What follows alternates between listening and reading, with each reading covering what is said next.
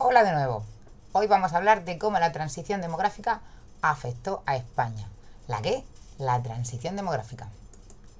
En anteriores episodios de la transición demográfica, o sea, si visteis el otro vídeo, el otro día, veríais que es un proceso por el cual los países pasan del régimen demográfico antiguo al régimen demográfico moderno.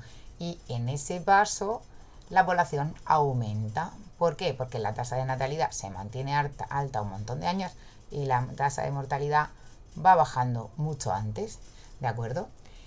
¿Y qué pasó en España? Pues en España teníamos un crecimiento de la población desde mediados del siglo XIX, continuo, pero que se aumenta muchísimo en el siglo XX.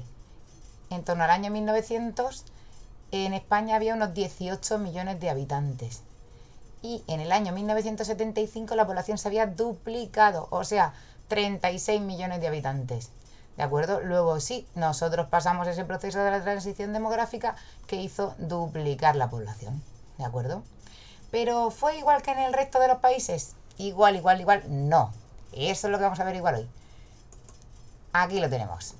Vemos que ya no es tan fácil. Esta gráfica sí es real, no es el cutrerío de gráfica que yo he hecho antes.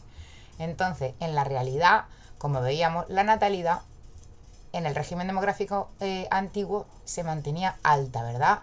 En torno al 35 por mil, incluso a veces acercándose al 40 por mil. Y la mortalidad también alta, efectivamente.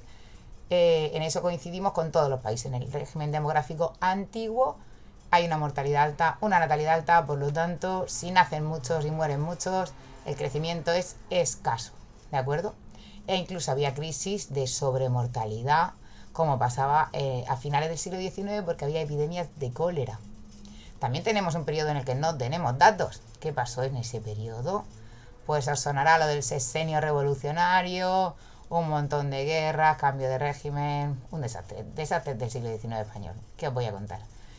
Pero llegamos al siglo XX y en el siglo XX ya empieza a bajar la tasa de mortalidad. Mucho antes, como siempre, que la tasa de natalidad. Y eso ya empieza a generar periodos de crecimiento de población, ¿vale?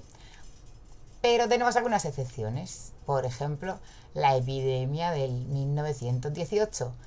¿De qué fue esa epidemia? Ahora ya no se nos olvida, ¿verdad? De gripe, la llamada gripe española, efectivamente.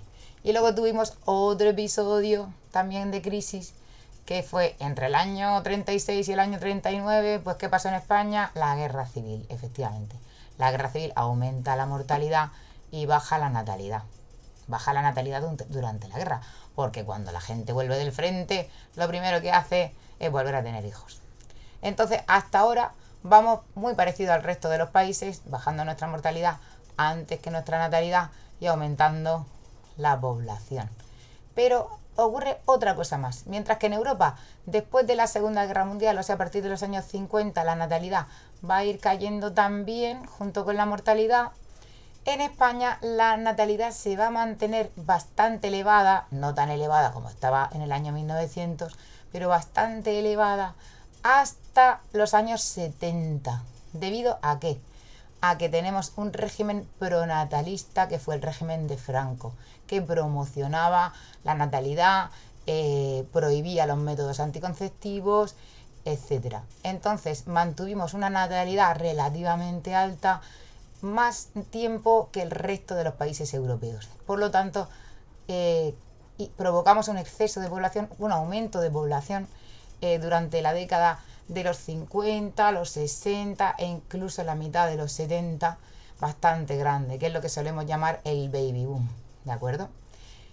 Este baby boom se ve ahora en la pirámide de población porque hay muchísimas personas con edades de 40, 50 años, ¿de acuerdo?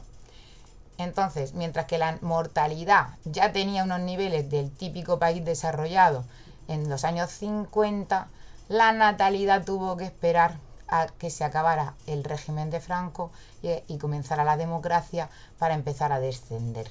Por lo tanto, nuestro proceso de transición demográfica que se inició a principios del siglo XX no terminó del todo hasta los años 80. Fue larguísimo y de ahí que veamos en la gráfica como el aumento de población llegó efectivamente hasta los años 80 y no se ha estabilizado hasta incluso los años 2000, ¿vale?